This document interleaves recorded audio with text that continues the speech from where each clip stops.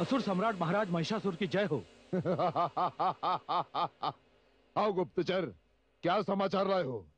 महाराज, आपने जिन कन्याओं के वध का आदेश हमें दिया है, उसमें हमारे सैनिक मारे जा रहे हैं।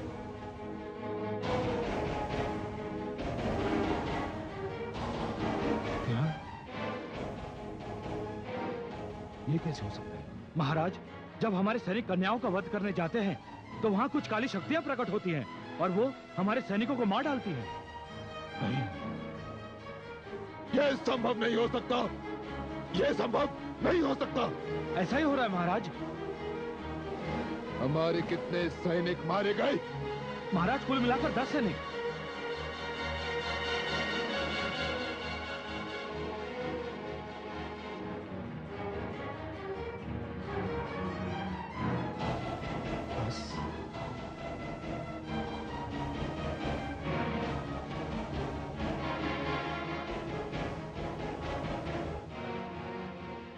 उन 10 सैनिकों के वध का दृश्य जहां देखा गया है, वहीं जाओ और वहां से 40 स्त्रियों को उठा कर ले आओ।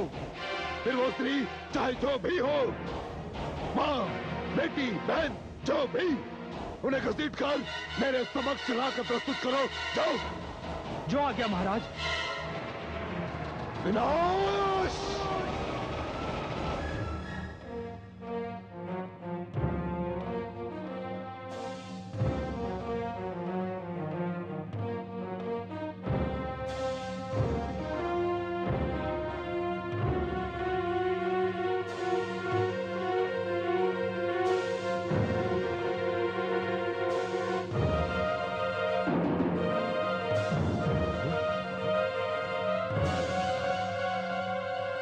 ध्यान रहे, ये स्त्री यहां से जीवित निकलना न पाए, अन्यथा सभी को प्राण दंड दे दिया जाएगा।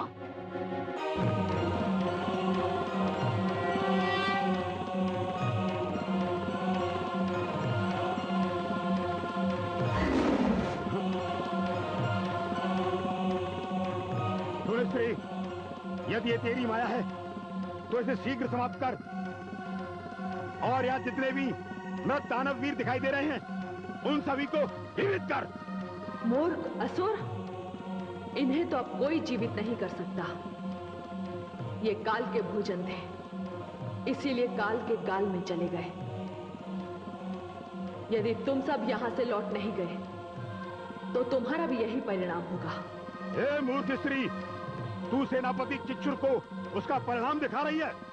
सबसे पहले मैं तेरा सिर धड़ से उतारूंगा और उसे अपने पैरों की ठोकरों से उड़ाता हुआ, उससे खेलता हुआ अपने दानव सम्राट महिषासुर के दरबार में ले जाऊंगा, जहां उसे देखकर वो अत्यंत प्रसन्न होंगे। अधम, पापी, नीच, सारी सृष्टि तुम असुरों के अत्याचार से कांप रही है। सारी मानवता त्राही त्राही कर रही है। मानव जीवन से खेलना तुम्हारे लिए एक शिशु के खेल से अधिक महत्व नहीं रखता, किंतु आज ये खेल मैं खेलूंगी।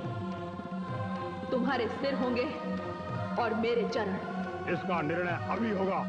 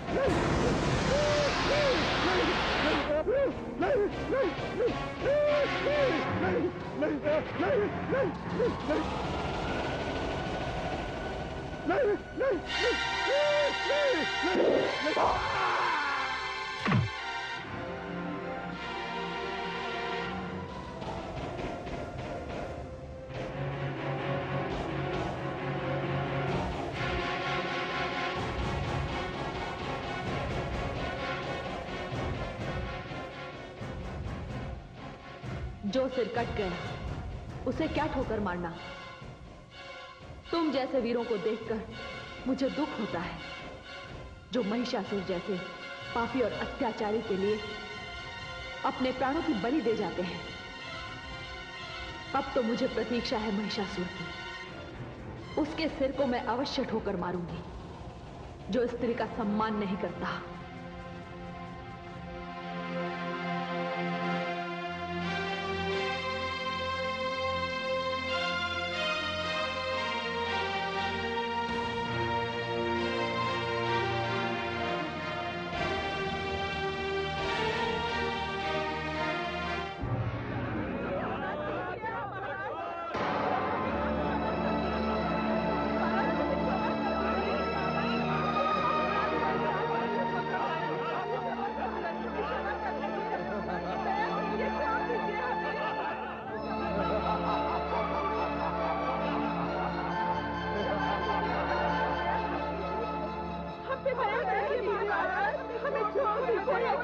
बंद करो ये प्रलाप, बंद करो।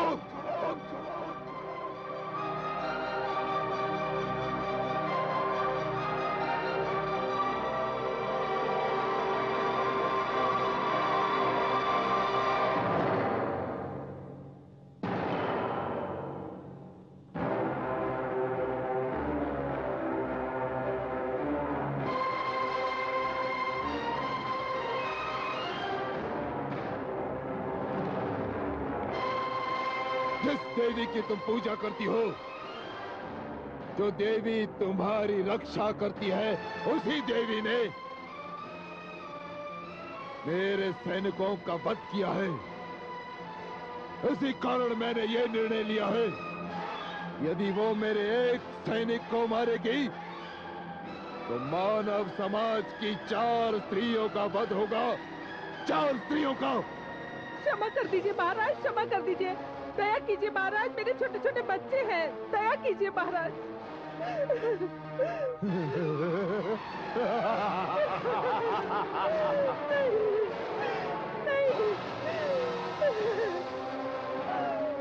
मैं महाकाल हूँ, नाम है महिषासुर। दया, ममता, क्षमा जैसे शब्द मैं समझता ही नहीं, समझी? क्षमा कर दीजिए महाराज।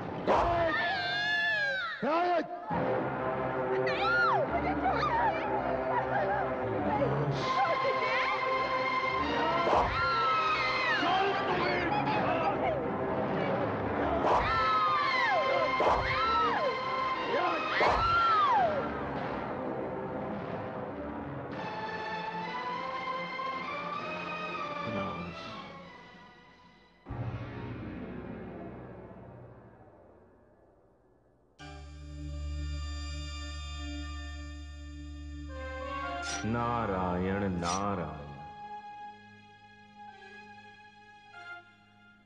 क्या बात है देवर्षि, आपके मुख पर भय और घबराहट की रेखाएं? हे देवी भवानी, ये कैसा संग्राम है? निर्दोष कन्याओं का, कुलीन स्त्रियों का वध किया जा रहा है।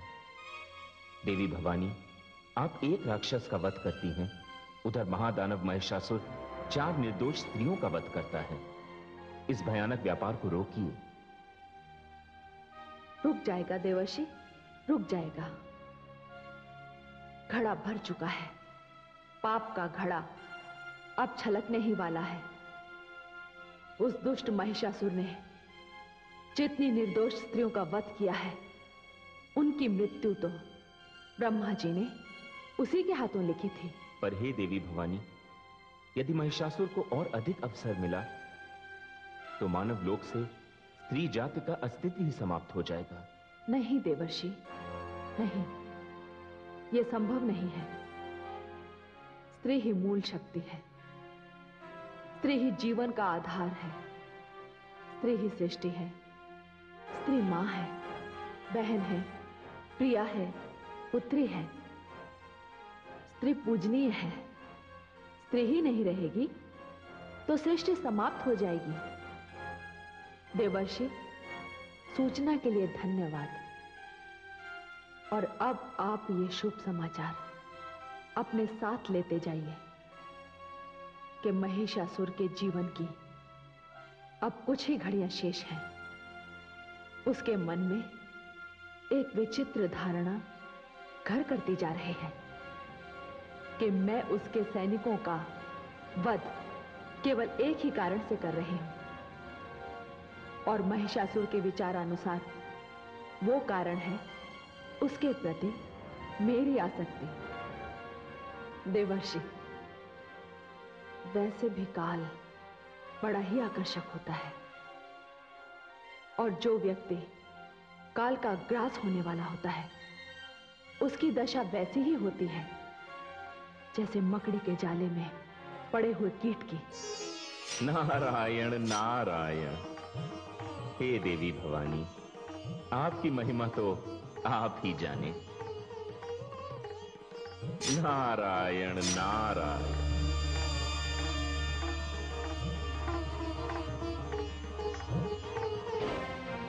क्या? हाँ महाराज, दानव सेना घबराकर भाग रही है। सेनापति चिक्षुर मारे जा चुके हैं। सारे ऋषिगण और देवता प्रसन्न हो रहे हैं। ये असंभव है, असंभव है ये।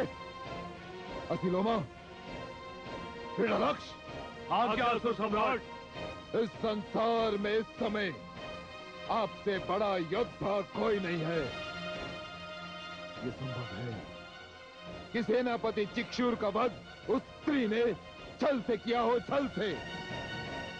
किंतु आप दोनों पर उस स्त्री के रूप और सुंदरता का कोई प्रभाव नहीं होगा। जाओ और दानव सेना एकत्रित करो। असिलोमा, मैं इसी क्षण तुम्हें दानव सेनापति नियुक्त करता हूं। जाओ और दानों के सम्मान की रक्षा करो। जाओ। जो आज्ञा दानवेंद्र। मैं और विडालाक्ष उस स्त्री का सिर काटकर लेकर आएंगे।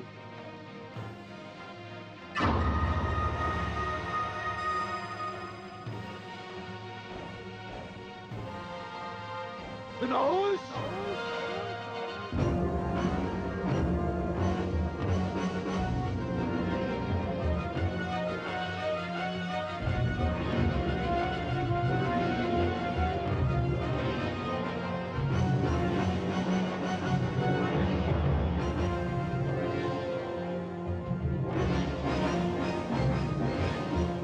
वरुण देव, देवी भवानी ने राक्षसों का संहार करना प्रारंभ कर दिया है।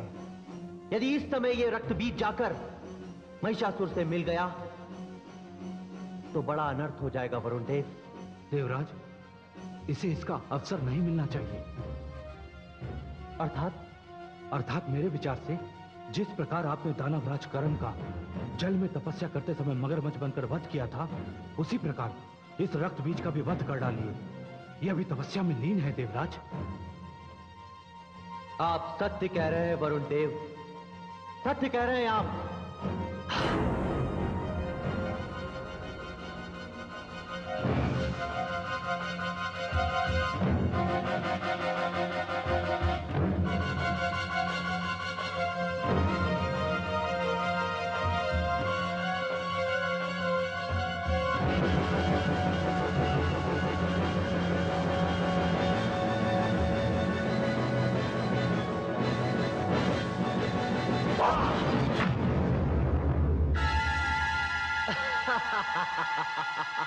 हो गई तेरी तपस्या पूर्ण।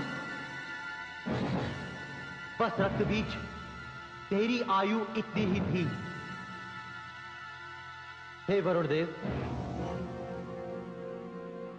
आपने हमें इसकी सूचना देकर न केवल अपने आप पर बल्कि समस्त देवगणों पे उपकार किया है। चलिए, इसका ये मृत शरीर कोई वन्य प्राणी खा जाएगा। चलिए वरुण देव।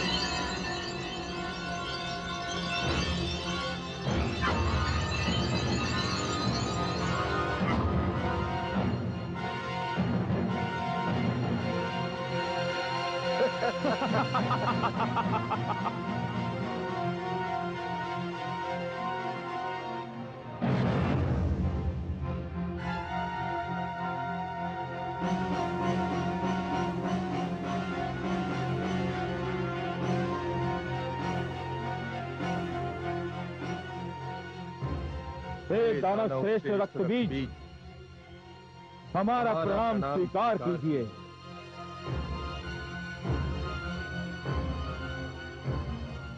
कौन हो तुम दोनों? दानव रक्त से हमारा जन्म हुआ है और दानव के अतिरिक्त हम हो भी क्या सकते हैं। हमें कोई नाम दीजिए। तुम दोनों मेरी आशाओं के उत्तर दिखाई देते हो। तुम शुंभ हो।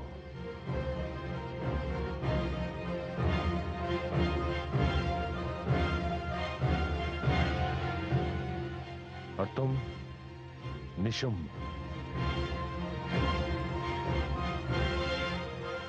मेरा आदेश है कि तुम दोनों जाओ और ब्रह्मा की तपस्या करो। हमारा ज्ञान हमें ऐसा करने से रोक रहा है दानव श्रेष्ठ। हमें ऐसा अनुभव हो रहा है जैसे देवराज इंद्र के कहने से ब्रह्मा जी कदाचित हमें कोई वरदान न दें। नहीं, वे आदि प्रजापति हैं। उन्होंने जीवन के कुछ नियम बनाए हैं। उन्होंने तपस्या के भी कुछ नियम बनाए। ध्यान रहे, जो नियम बनाता है वो अपने बनाए हुए नियमों को स्वयं नहीं तोड़ता। फिर तो आपका आदेश हम अपने मस्तक पर धारण करते हैं। मेरा आशीर्वाद तुम्हारे साथ है।